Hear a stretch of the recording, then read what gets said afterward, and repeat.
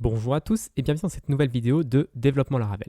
Alors la semaine dernière, on avait mis en place cette route là, /YouTube, qui nous permettait de télécharger depuis l'API de YouTube toutes les vidéos que j'avais publiées sur le Lara Guide et de les insérer en fichier donc dans Storage, App, Articles, Découverte. Et donc j'avais pu rajouter toutes les vidéos que j'avais faites depuis début décembre. Le problème avec une route, c'est que c'est du web, donc c'est accessible depuis l'extérieur. Et donc potentiellement, il faut mettre une sécurité pour que pas tout le monde puisse faire un get sur /YouTube et d'un seul coup actualiser mes vidéos. Ou voilà. C'est pas quelque chose que je veux qui soit publiquement accessible aux visiteurs du site. Donc vu que j'ai mis ça en ligne et que je me suis dit qu'il y a peut-être des gens qui allaient essayer, j'ai quand même rajouté une petite condition après la vidéo et avant de la mettre en ligne qui disait que si je ne suis pas en mode debug, je return et du coup rien ne se passe. Donc ça, c'était la première sécurité. Mais c'est quand même pas la meilleure solution parce que ça passe sa place ici dans une route en fait. C'est pas quelque chose que je veux faire juste en web. Je veux pouvoir le faire en console par exemple depuis mon ordinateur.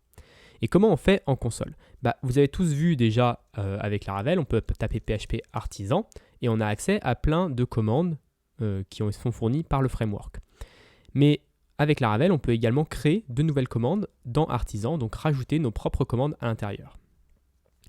Donc ce que je vais faire dans cette vidéo, c'est qu'on va extraire cette route et on va la transformer en commande. Donc par où ça commence déjà les commandes ? Ça commence par app console kernel.php. Donc il y a un kernel pour le HTTP, donc pour le web, et puis il y a un kernel pour les commandes, donc pour la ligne de commande. Quand on va sur ce kernel.php, pour le moment il n'y a pas grand chose. Il y a un tableau de commands qui sont, on va dire, qu'on peut ajouter ici, ce sont des classes, du coup des classes PHP classiques, que l'on peut ajouter dans ce tableau-là pour les enregistrer, pour qu'elles soient accessibles en ligne de commande via PHP Artisan. Mais automatiquement, dans la fonction commands, Laravel va automatiquement charger toutes les commandes qui sont dans le dossier console commands. Donc là, ce dossier-là n'existe pas, mais bon, si on crée ce dossier, toutes les classes dans ce dossier-là seront automatiquement chargées. Et en plus de ça, Laravel automatiquement enregistre toutes les commandes qui sont dans route console.php.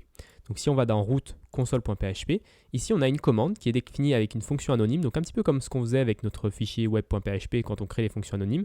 C'est un peu la même chose, soit une classe comme un contrôleur, soit une fonction anonyme pour les petites choses. Donc là on crée une commande qui s'appelle inspire, donc on peut faire php artisan inspire, et ça va exécuter cette fonction anonyme. On peut même ajouter une petite description. Donc si par exemple je tape php artisan inspire ici dans la commande, j'ai une petite citation qui s'affiche.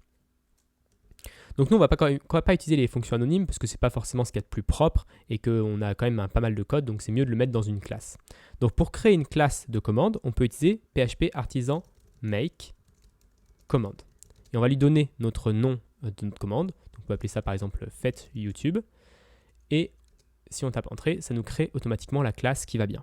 Donc si je reviens ici sur app, dans app console commands, le dossier a été créé et j'ai bien fetch YouTube qui a été rajouté. Donc on a plusieurs propriétés. On a d'abord signature. Donc la signature, ça va être comment on va appeler notre commande. Donc là, ça va être par exemple formation fetch YouTube.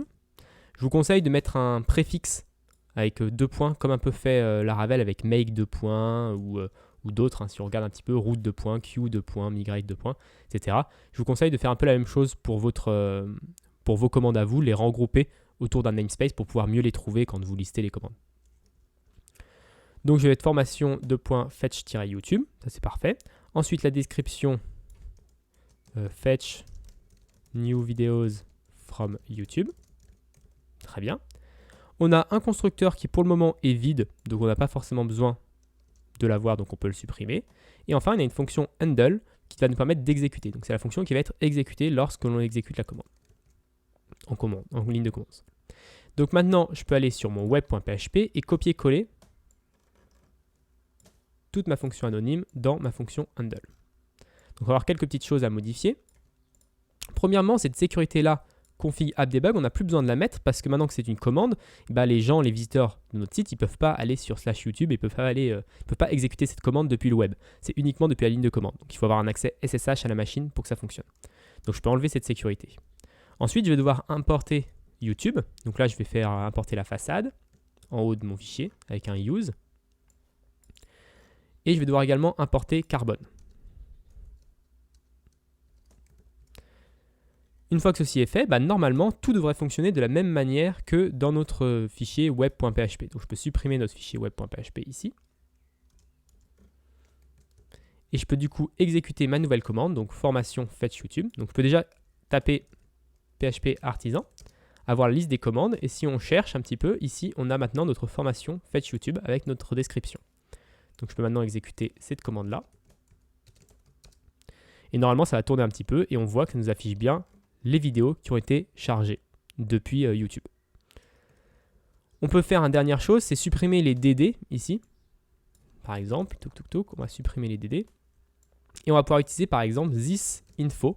Donc il y a plusieurs méthodes qui sont disponibles ici. Donc il y a info, il y a error, je crois qu'il y a success aussi peut-être, ou line, je crois que ça s'appelle line et pas success. Donc ça va nous permettre de passer des messages dans différentes couleurs à l'exécuteur de la commande. Donc là par exemple on peut dire this info items count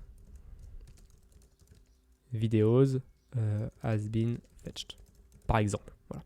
Donc ça évite d'avoir des DD, ça permet d'avoir quelque chose d'un peu plus propre. Donc maintenant si je réexécute la commande, on me dit que 20 vidéos ont été récupérées. Donc voilà pour cette vidéo de présentation des commandes avec Laravel. Dans la prochaine vidéo, on verra comment un peu nettoyer tout ça. J'espère qu'elle vous a plu. Si elle vous a plu, n'hésitez pas à vous abonner et à la partager. Et moi, je vous donne rendez-vous la semaine prochaine pour une autre vidéo de développement Laravel.